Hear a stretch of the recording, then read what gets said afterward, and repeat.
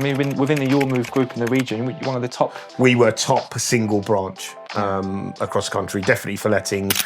So admirable and really entrepreneurial to go, I'm going to start an estate agency, you know, and then jump in two-footed without actually having any prior experience. Estate agency customer service was shocking, absolutely shocking, and that's what we tried to change and deliver, and I think that was part of our success. Yeah. You know, if you can do a good job for that person, then they will hopefully come back to you. Welcome everyone to our podcast, A State of Mind. We are here today with Manish, Company Director of the Landlord Group. Manish, interesting story really. We've got Manish on. Manish was a local business owner, founder of Sterling & Co, which is a Your Move franchise. And you guys eventually ended up exiting the business, and you know, we ended up buying it. But we thought it'd be great if Manish could come on today, tell us a little bit about his story, how the process went, you know, why he decided to exit and what he's doing now. Thank you, guys. Thank you for coming on. No problem. Thank you for inviting me. How did you get into property, Manish? I suppose it was sort of by chance. I was in corporate retail originally. Had held various management positions, and my business partner, who's funny enough called Manish as well, was a financial advisor, and we sort of had a conversation about always, I suppose, opening our own business rather than property at that point. So how did you know each other? We grew up together, so we're friends from 8, 9 years old. Are your wives friends as well? Yeah, obviously they've met, so they're friends, but we Yeah. grew up together on sort of the same street really, me, him and another friend of ours who passed away, but yeah, we grew up together. So we always talked about business and whatever. We liked property, he was in financial services, so we thought maybe estate agency, property development, something like that. So we started exploring it and thought, do we open, you know, a sole brand, or because we don't know a lot, or do we go down the franchise route? So we decided to go down the franchise route. I think what's interesting of your story, Manish, and I think difficult for us to relate actually, that you went into it as a business owner straight off. So you didn't come through the ranks, didn't start off in a estate agency. No. So how old were you when you started your estate agency business? So we started in, God, I don't know about the age, but we opened in 2006, February 2006. So you were already had been in a different industry, and you didn't come in on the shop floor, did you? No, I didn't at all. I didn't at all. So that was difficult because obviously my business partner knew about financial services, mortgages and stuff like that, because he was already writing mortgages, but he was doing it on a very different level rather than estate agency shop floor. He was doing it private clients, so he was doing pensions and stuff like that as well. But he was, before that, he was compliance, or during that he was compliance also. Wow, for open work. I mean, that's so admirable and really entrepreneurial to go, I'm going to start an estate agency, you know, and then jump in two-footed without actually having any prior experience. Yeah. So we were pretty, I suppose, on the ball in terms of trying to find out. So we did research. Training? Did you do any training beforehand? Yeah, not beforehand. You know, once we'd signed with Your Move, or decided to go down that road, we actually looked at Hunters. It was actually, I think, Bairstow Eves was the brand. We went to speak to a few Bairstow Eves franchisees at that time.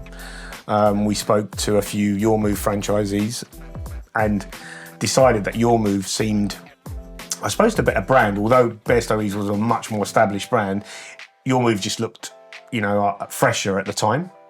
And the proposition was pretty good as well.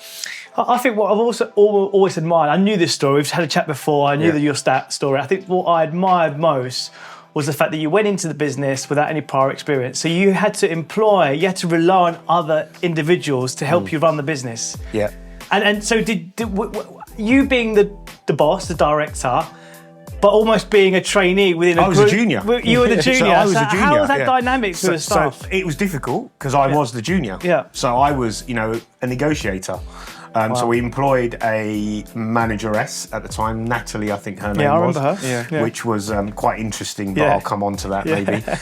We employed another experienced neg, who was Graham. You know, junior neg, but experienced. We employed another neg as well called Sid, who turned out to be our lettings manager at the end. And then we had an administrator as such, you know, and that was what we started off with. It's amazing. Wow, crazy. I mean, It's amazing. it's unfathomable to me. And Manish obviously as the mortgage broker, because Manish was the official mortgage broker. So when you're making business decisions, you're relying quite heavily on your staff, aren't you? Yeah, but I suppose that learning process came about very quickly. So I started going out on valuations, started going out. How soon after you opened the business?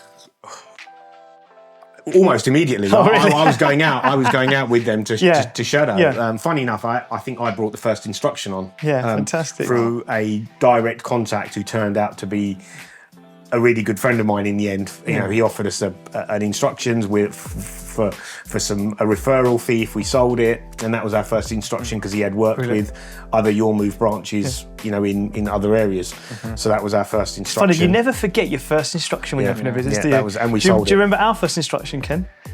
Yeah, I do actually. What is it? We got it framed. Our first exchange, not our first instruction. Was that first exchange? That was the first exchange. Yeah. First instruction. I remember it. I remember my first completion, and we've got the cheque framed for the commission. Yeah. So I remember that, and that was a multi that we went and canvassed. So I think it was our first completion. 0.35% or something was our first. Oh, no, ours was Just pretty desperate. good. Ours was 1%. Oh, really? Because it was Amazing. a multi. And I remember selling that house. I remember reselling it as well. But Perth Road was our first instruction. ours But was. isn't that such a great thing for the? I mean, you look at it from both ways. A great thing for the industry that good people, good heads on their shoulders, entrepreneurs really can just go. You know what? I want to do this, and the barrier to entry pretty low. It's not that you have to have a degree or have any sort of qualifications. Yeah. I mean, whilst we had qualifications, both of us, but none of them were in use. As such. So I came from a customer service background because I was a area manager, regional manager and stuff like that from retail. And Manish came into it from a financial services background. Do you think any of what you learned in your previous role, was that transferable? Did you draw back on any of those experiences? Definitely, because I think estate agency, and I'm not saying you guys because you're not, estate agency customer services was shocking, absolutely shocking, and that's what we tried to change and deliver, and I think that was part of our success. Yeah. So almost not coming from the industry, coming outside the industry, what actually was because USP. You used to pick up the bad habits. You used to not pick them up. You pick them up from your staff and go, sorry, why are you doing that? Oh, that's what we do. And we can go, well, we don't, and that's what really brought it on. I think that's probably why you're so successful. I mean, within the Your Move group in the region, you're one of the top. We were top single branch across the country, definitely for lettings, a lot of the time for turnover and sales as well. So we were top for a long time. Fantastic. Two guys coming into it with no experience, being top in their group. It's amazing. Just goes to show with a bit of customer service. I think that's what it was about. It was about customer service. If you were going to do it again, what would you have done differently? Is there anything you would have done differently, knowing now? I think it's all about staff. We had to let our manager go. And then I sort of took over that spot, I think after about 6 months, because I went out on a valuation with her. We won the valuation, but I couldn't believe the valuation, i.e. the process that she followed.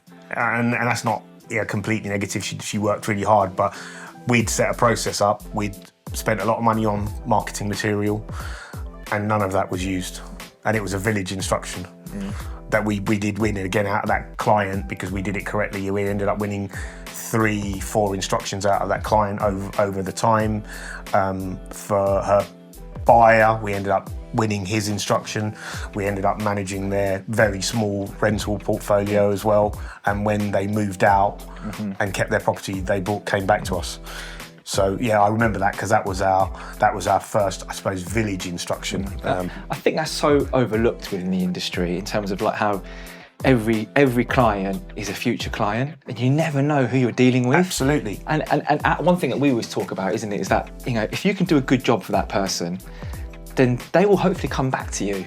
So that's a future fee. The buyer is a future fee. The seller is a future fee. Absolutely. But estate agents, I think don't look at that. Just think of today's sale. It helps when you're the business owner.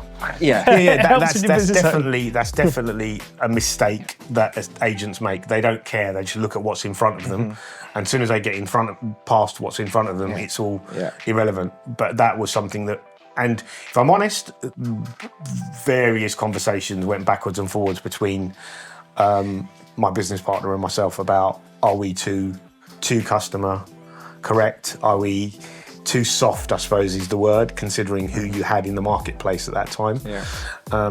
And I think we always came to the point of saying, no, we weren't, you know. You've got to be authentic. One thing I'm quite interested in, because you got in at an interesting time for the area and then within East London, you know, how did you see the sort of the clientele, the customers change, sellers and buyers, and tenants and landlords? I think it was getting gentrified. That you know, it was in the early stages, but we went through the downturn as well. What year was it, man? What year was it? So 2006 we opened. That's when you started, yeah. February 6th we opened our doors.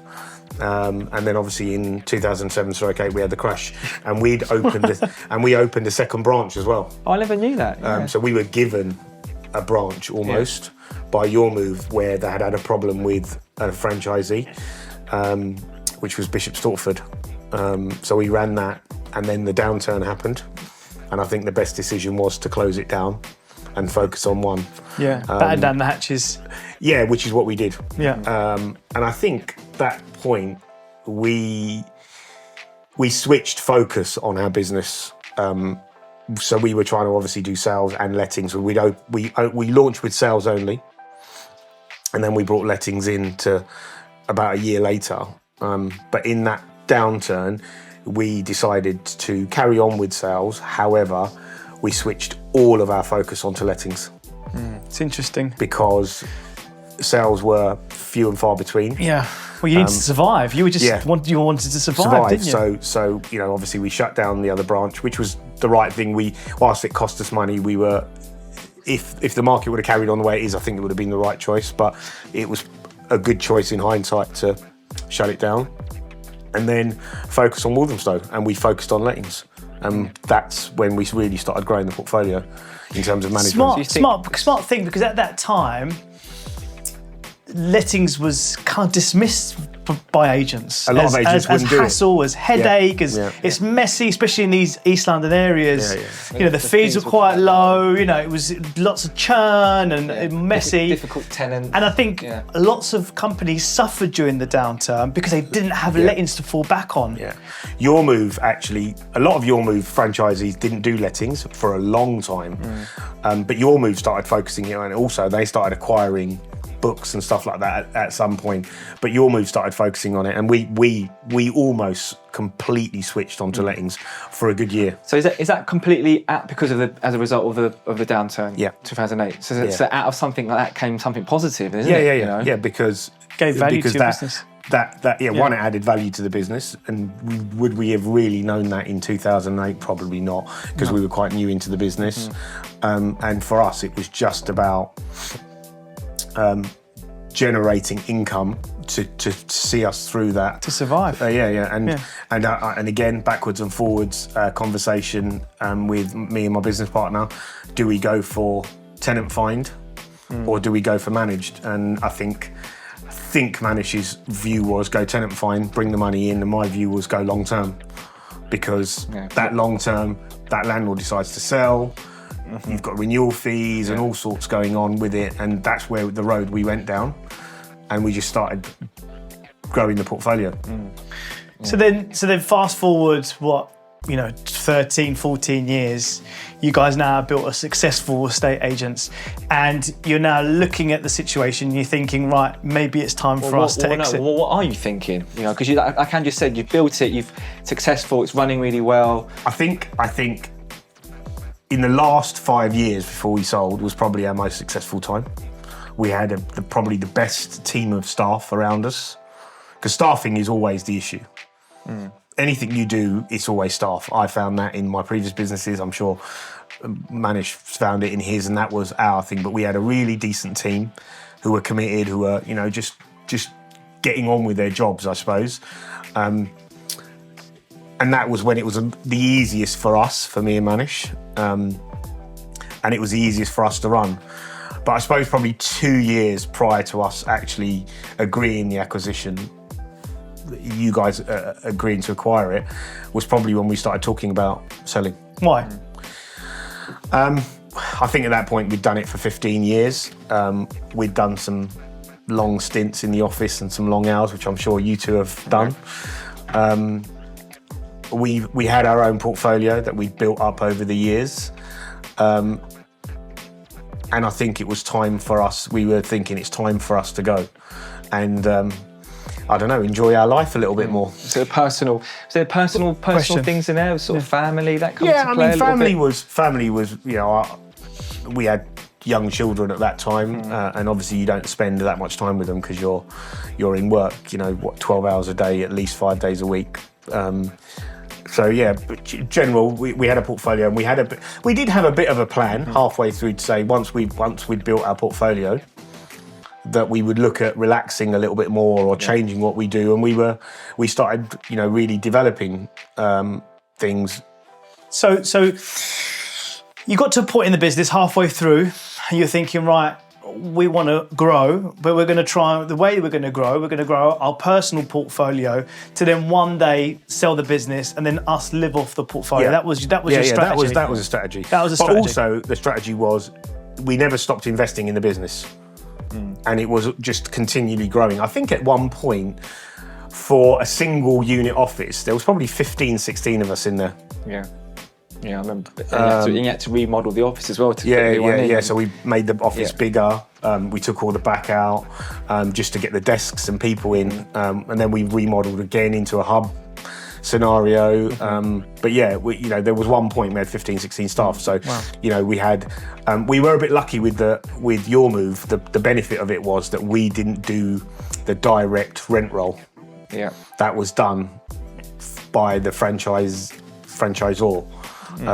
So that was good. So whilst we had property managers and we had administrators, we weren't managing the rents coming in and going out to the landlord, which is actually a really big benefit. Yeah. So that franchise model, if anyone out there is thinking about setting up their own estate agent, do you think that's something that people should explore, the franchise model? Like I say, I asked you earlier, like, what would you have done differently? You know, would you have gone down the franchise model if you could restyle? Would you have gone down... With what you know now? If I know what I know now, I probably wouldn't. Okay. So the positives are the rent rolls managed, you know, and everything's banked into your Move client account. So whilst you've got accountability, that bit's managed for you. And that's, I think, when you look back at 2010 to probably 2016, the amount of stories where agents got burnt from that part of the business. Yeah. So we were lucky we didn't get burnt from that part of the business because we couldn't almost get burnt. I mean, it's a big stress off your load because reconciling those accounts in exactly. It was a bit lawless back then as well, wasn't it? Absolutely. You know? So now it's good. Yeah, so that was the real positive. Obviously, marketing to a degree was positive because the website was well run. Yeah. However, you had restrictions. Any type of marketing that you wanted to do, you had to get approved. To run it past had to be all in the brand, which is fine. But even if you wanted to do something, some of the hoops that you had to jump through, which was fine because obviously a brand's got to protect itself, no doubt. Like you're doing now, you're a bigger brand than you were 10 years ago, and you want to protect your brand. The negative is the restriction. Yeah. Not even the cost. No, because I think that the accounting system and the software is you probably pay that anyway in wages and licenses. Yeah. So there is a cost, and it's probably cost a bit more, but we could justify that. Sometimes a restriction because you only could work in certain territories. Your postcodes. Yeah. Is it percentage of turnover you've got to give? What's the? Yes, percentage of turnover. Do you mind what percentage that is? 10%? 8%. 8% of your turnover you've got to give to the franchisor. Plus license fees for the software. Yeah. So it's not a huge amount. And there is another fee for each activation that goes into the portfolio in terms of your managed portfolio or non-managed. And your move, I've seen them on TV actually. They've got their own adverts on TV. Yeah, they did some TV. Your move have changed with their model completely now. They're completely franchised. It's all FS. Completely. There's a lot of FS now. But they're completely franchised now. Yeah. So when we were there was probably 30-40% franchise and the rest owned, but they've completely franchised. Do you think there's some other people there that are in the same position as you, franchising, just not even thinking that exiting is an option? Like, what's the normal path for somebody? It's changed from when we were around. So I think you have to exit within the group now, and you have to actually sell the franchise. Whereas we were quite fortunate that we had one of the older agreements. Yeah, I remember us talking about that. Yeah. Where we could actually exit out by, I suppose, disposing of the company and then closing the franchise down at the end of your 5-year term, because it was renewed on a 5-year basis. So I don't think that's possible now with your move. So you have to sell within. Well, I think one of the things that I think was great, we started speaking to you about potentially, exiting, was how appealing the business that you built was. You speak to people locally in the area, it's like, yeah, good guys, yeah, they actually care about what they do. We had really good feedback from people that we spoke to, and that for us was great because that's the type of business you want to acquire. Yeah, I've got to say, without blowing our own trumpet, we had a very, don't get me wrong, everyone has their bad days. We had a very good reputation. We've all had our bad days as a couple of incidences, but anyway. Can you name one of them? No, thank you. I can remember one. Yeah, I'm sure you can. But however, generally we were very well, thought of, high regarded. And I've got to say, and I'm sure you guys would probably agree with this, there was a point where if someone asked about lettings, it would come to us almost. Yeah. So we were getting instructions without even going out for them. Because of the reputation.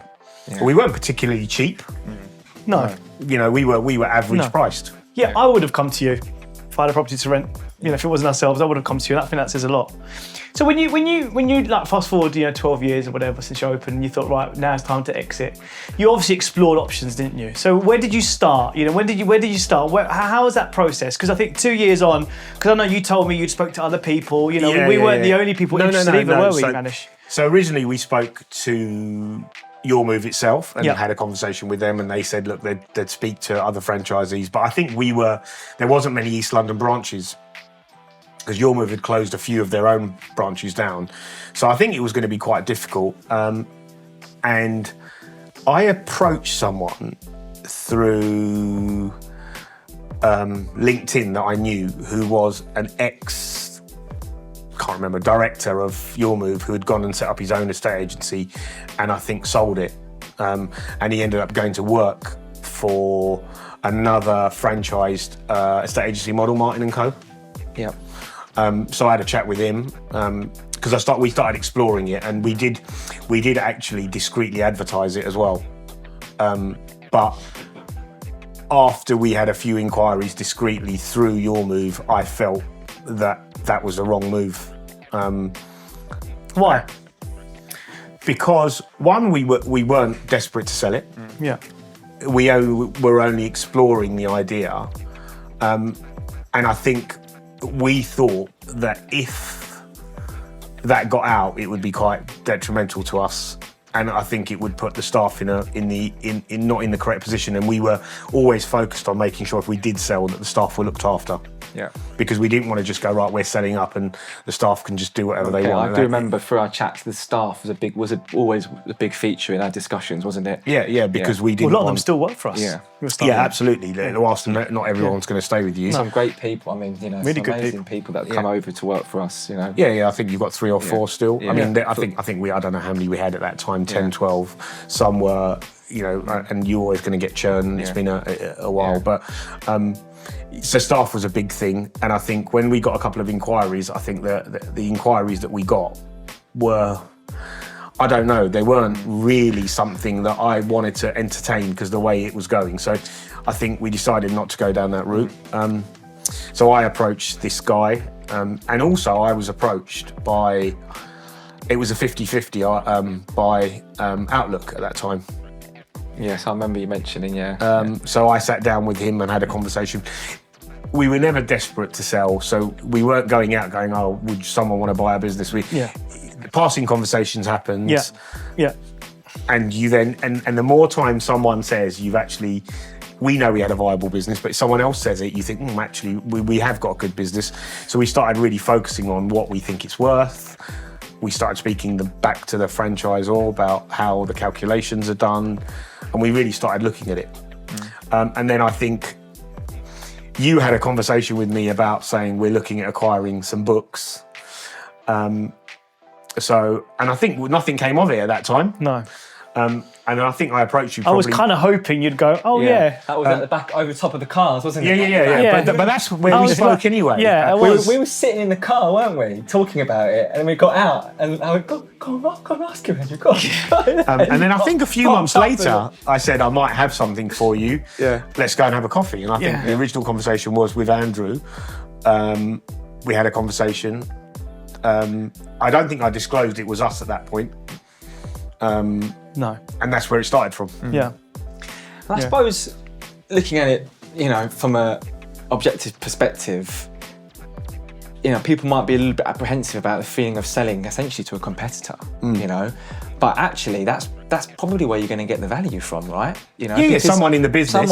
Someone on the high street or someone locally to you that knows the value of what you've got because you've seen you build it, knows your brand, knows the reputation you have locally, and they're going to give you more value, understand and care about it more than necessarily some sort of big multinational, looking at London as a geographical area rather than just East London. I'm sure we could have, I think Outlook ended up selling to Leaders in the end, and I'm sure we could have gone down that road. Yeah. But because we wasn't sitting there going, right, we've got exit by, in 6 months' time, we also were looking at the right people. So, and there was a lot of conversation about staff. Going somewhere that could take the expansion and where staff could also continue working if they wanted to. So aside from money then, aside from the staff, was there any other factors that you think why we were lucky enough to choose Stowe Brothers? Well, no. I think whilst you weren't a franchised brand, but I could see you had some of the same ethics that we were doing. Don't get me wrong. There's others on sort of High Street that have got the same ethics, and we would have potentially looked at them. But I think it was, we'd always bump into each other in the car park, have a chat, and I think we got eyes. I don't know, not necessarily knew each other, but we did know of each other. Obviously, from where you worked, I didn't know you at all because I think you were out of the area. But obviously, I knew you from across the road. Yeah. I think there was real synergy there, wasn't there, between us? I think there's an understanding that we were local estate agents. We've been in the game for a long time, living and breathing the same area, doing the same things.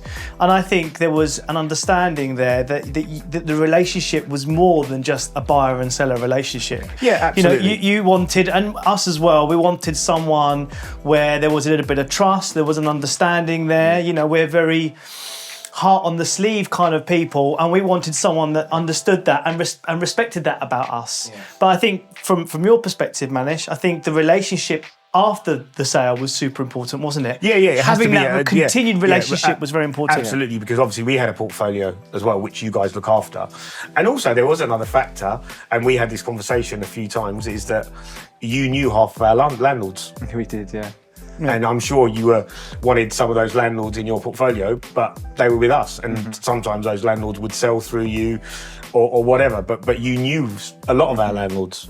And luckily our landlords were quite loyal when they stayed. Well, our attrition, I don't know what the official attrition rate was. Hardly any, and I don't know what the industry average is. 1% maybe. But I think hardly any left did that. I think it's something we all talked about, didn't we? Yeah. We don't want one landlord, because what happens during these acquisitions, people out there, is that landlords will tend to leave. They don't like the look of the new company, or there's this understanding that things are going to change, or a competitor comes in and starts swooping. You're always going to get some. Yeah. But we didn't lose. I can't even think of any that we lost. I think that's where continuation of service is really important, and that's something that we did talk about this as well. If we're going to continue the same service and have as many of the same people in positions as possible and make that seamless. And you also you and Manish stayed on and helped with that transition period afterwards. Yeah, because we had a number of landlords ring us, during during the transition, in terms of after you'd acquired it, and they'd phone us and say, look, we've had a problem with this, and we'd say, look, no worries, you're going to get it. Phone X, Y, and Z, or we'd come and say, look, I've had a landlord ring me, they're not happy about this, can we deal with it, please? And you guys would deal with it. And regardless of what happens, is we lost landlords as a general as well. They may not like something we've done, or we couldn't deliver what they wanted exactly. However, I don't from what I know, you haven't lost many, which is good. And we're spending a lot of time preparing people's psychology. You're entering this with a landlord that hasn't chosen our brand. Absolutely, yeah. So you've almost got to go above and beyond, for that person. You've really got to prove yourself, and on the job has got to be amazing. You can't, because I haven't got the history of managing the same landlord for 3 years. You've got to learn how they want to be dealt with. You've got to learn how they want to be contacted. You can't increase fees. All of those things you've got to do, and got to do it quickly within the first 2 or 3 months. Otherwise, those landlords think about leaving. I think what you're highlighting here is something that's really important, and something that a local independent businesses can offer when they're going down the acquisition route, because these big, multinational businesses that come in and acquire these estate agents, then they don't care about losing landlords. They just see it as part and parcel. No, they have a percentage which they know they're going to lose. Yeah, but we as business owners, all of us, we're on the shop floor. We were living and breathing it. We made a decision that we didn't want to lose one, and that meant real effort from us. And that's the difference between a big multinational coming and buying it to a slightly smaller estate agent, because we care about the not losing any, and that takes hard work. And also care about keeping the staff, keeping the staff that come over. And I remember having conversations with some of your staff about, obviously your move always agreed that they would help out if there was a problem with documents or anything that were an issue. And I remember having conversations that said they've emailed X person, haven't come back to them. They'd phone me, I'd phone our contact, and we'd get the information over, And that was also because we had a great relationship with Your Move, because Your Move were brilliant to us, We had some really good years, and because of that, our relationship was correct and strong, and we weren't, regarded as a pain in the backside, I suppose. We always got what we asked for, and we got the help, because we were always careful and polite to all the accountants and everyone who do that job in the background. So if you phone up and say, look, I really need this, I'm sure half the time they'd go, yeah, we'll get it to you. Whereas we'd say, look, we need it now. Can you? They're willing to help you out. It's so important, isn't it? When you really know a good company or a good business person, in those moments, because people are willing to come out of the woodwork and help, And I think how you treat individuals, whether it's the person walking off the street, everyone, it all has an effect, And if you continue those good habits 10 or 15 years later, when you need to have this community around you to support you and help you through these moments, they're there to help you. And we have conversations now. I phoned up for a bit of information that an old landlord of mine has asked me for. You guys didn't have it, but I still made the phone call to say, look, we need this information. Have you got it somewhere? And when was it? The acquisition was like 2 years ago? 3 years ago. And we're still talking. We've still got a great relationship. We're still in communication. Yeah, look, you guys are looking after our properties. We are at the moment going through our portfolio. Whilst we're buying and acquiring more stuff and refurbing and selling, we're also going through our own portfolio to see what we can not make in terms of financial, but what we can add to our portfolio. So we're going through our portfolio and doing some planning, doing some loft conversions of flats, doing extensions. So to I suppose gain more from our properties, for the future. So do you miss it? There's days that I do miss it, actually, but there's definite days that I don't. What do you miss? What aspects do you think? I think I miss being in the office around the team and the people, because that was always good. That's always, if you've got a good environment that you're working in and your team's good, you miss that. You're going to miss that. You're always going to miss that. I don't miss the daily grind, I suppose. And I know it's not, I suppose, not the right way to put it, but the daily fight of the instructions, the day-to-day, the day-to-day part of the job, I don't miss at all. Because if I want to do 5, 6, 7 hours work, I can. And I'm quite fortunate now. And if I only want to do 2 hours, I can do 2 hours. And if I decide I'm going to have a day off, I have a day off. So what's life like after being an estate agent, owning an estate agency? Yeah, I think it's good. So me and my business partner still are developing. We're still in Walthamstow every probably 2 days, looking at our refurbs are going on, or visiting a property that you've said there's a maintenance issue with or something like that. So we're here. But it's a lot less, and I can do things with my children that I wasn't able to do. You know, I can take them to their sports fixtures, I can drop them to school, pick them up from school, I can help and sit with homework or whatever you want to call it, and that's the life after. But also, I think we have to keep working to keep our mind occupied, because I don't think we're both individuals where we could sit and do nothing. No, it's not healthy for anyone to do. No. So we make sure we work. We do a reasonable amount of stuff. You know, whilst you guys manage the portfolio as such. But obviously, we take the phone calls from you. We make sure we're doing all the legal stuff and general and doing our refurbs and trying to refurb some of our most of our properties portfolio is quite well refurbished, where we try to add lofts on or add extensions on. So you never thought about maybe going down into sort of consultancy route, or, you know, going to work at your move head office or something, you know? Not really. I've done a bit of consulting and helping out where I've been asked to. But no, I think we've got enough. We have enough to do with our own portfolio. So we're busy enough. I think if it comes a day where our portfolio is completely self-sufficient, we're not buying anything or developing anything, then maybe that's a future role.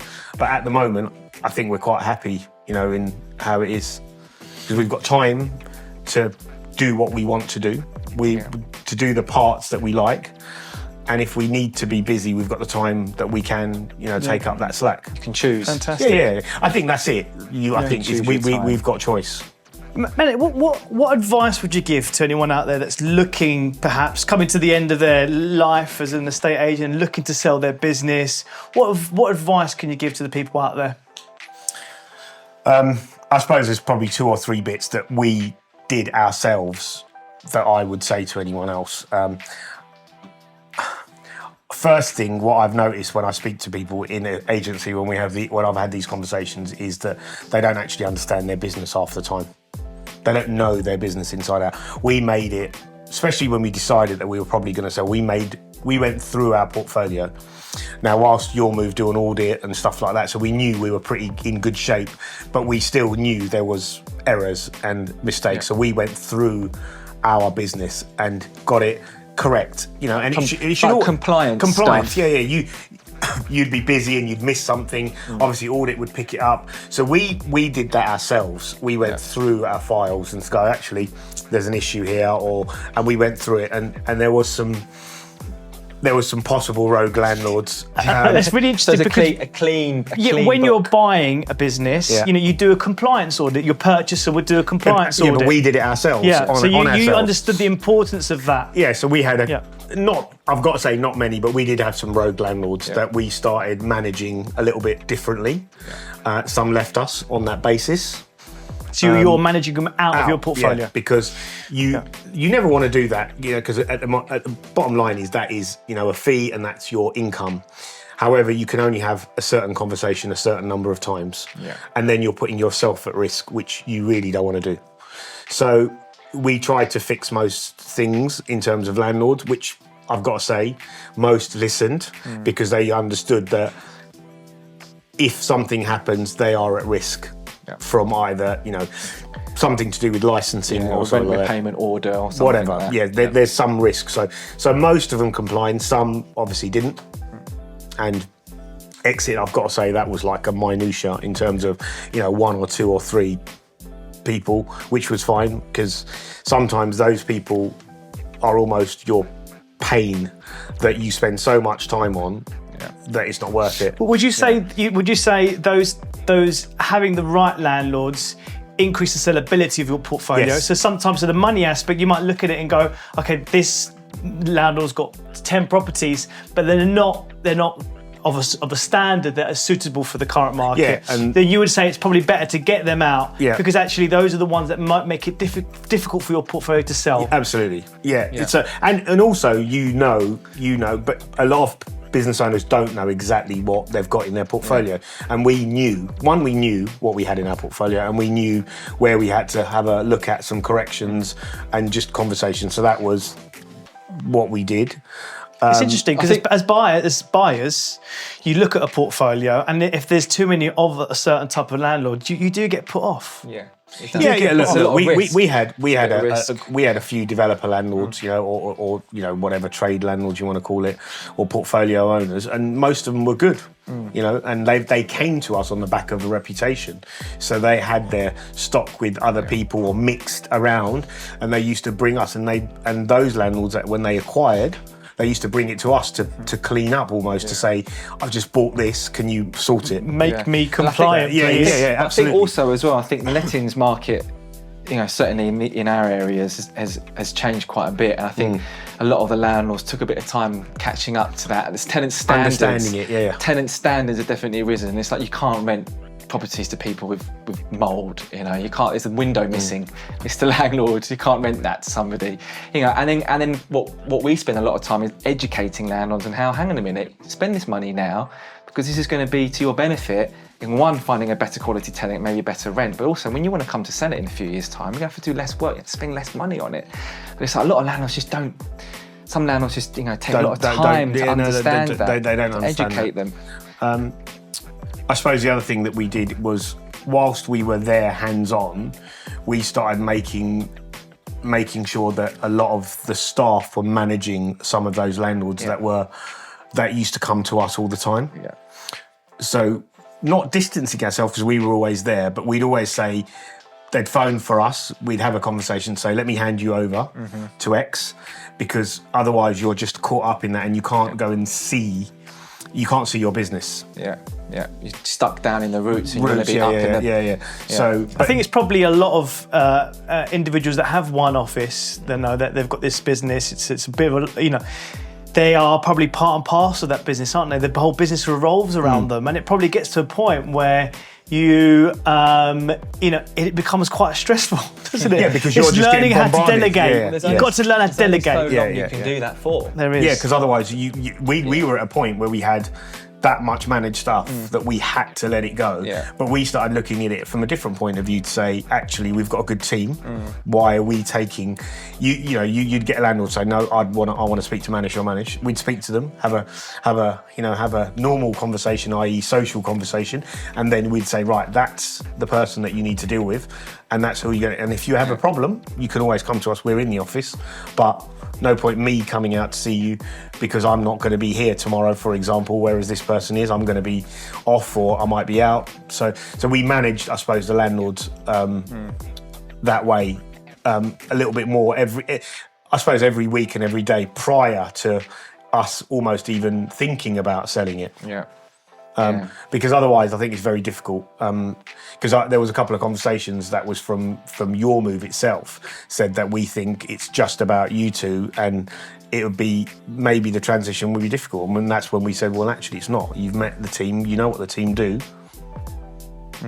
They're capable. Yeah, but sometimes the perception is there that it's just about focused around two people or whatever. Very capable. I mean, Andy and Paul, I mean, it's just two great people that we know have in the business. Dorata as amazing. Well. Yeah. Dorata was brilliant. Wow. So when Dorata came to us, she trained within the business. She learnt really well. She's an excellent member of staff. And Andy and Paul, obviously, as well. Dorata's been amazing. Yeah. Fantastic. Yeah. So. And during the acquisition, Manish, obviously your dealings with, how was your dealings with us? I know we're here. Try and be honest, please. Look, I think in general, your team were very good.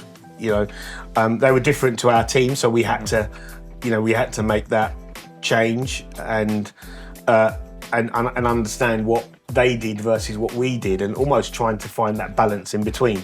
Do you think it was quite smooth? I think so. I think it was. I think it was reasonably smooth. There was always going to be hiccups because if everything is all rosy, it's obviously not. But there was. It's not hiccups. life, isn't it? No. There was things that we found were missing, or they'd found missing. And don't get me wrong, there was things that might have been missing where we thought we had, and actually we didn't. I think there was a very, very limited of that.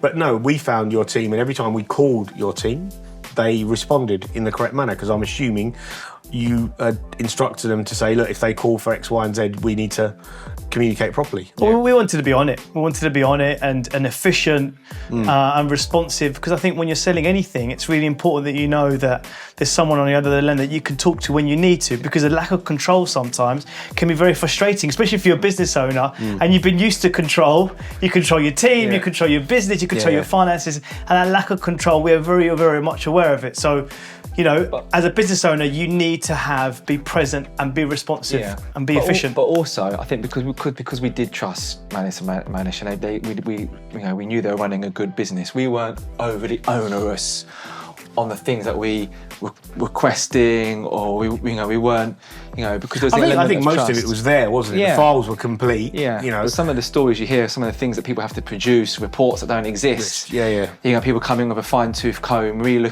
looking for problems almost in people's portfolios. But I think we'd agreed, without going into it too much, but we'd agreed if there was a poor a net exit, then financially it'd affect us. So it was all in our benefit and your benefit to make sure we don't lose it. We really focused on trying to be a seamless transition as possible, and the continuation of service to be there. And I think we achieved that. I do. I think they're the two things, and I think it all molds into one, if I'm honest. If you're selling your business, you've got to know it. You've got to know it inside out, and you've got to go through it with a fine-tooth comb before you really even think about it. And that's everything: office appearance, staff appearance, your reputation, customer service. That's got to be good before you try to sell it, because otherwise you'll have 100 good things and it will be the negative things that are picked up always. And I think that's the advice, and that's what we were doing. We were trying to get it right, and it was pretty right, but get it as best as we could and try and step back a bit always.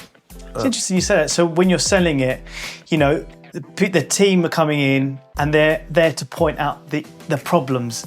You might have lots of good things about your business, but that one issue can highlight and it could change things, can't it? Well, put an analogy on selling your house. You want to do your house up, you want to, cover up some of the cracks.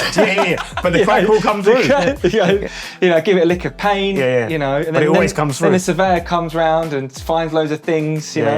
But always the crack comes through, and that's I think and I think I think it was pretty good in the first place, and also I think the other thing is that when you're in the process, you have to almost perform better than you had been. Yeah, interesting. Manish, I've got some quick questions. What would you say is the best piece of advice anyone's ever given you? Try and always look at things from both perspectives. I think that's a really good negative and positive. Brilliant. Thank you so much. Thank you very much. Really good. Thanks, Thank mate. you. Really appreciate it. Really appreciate it.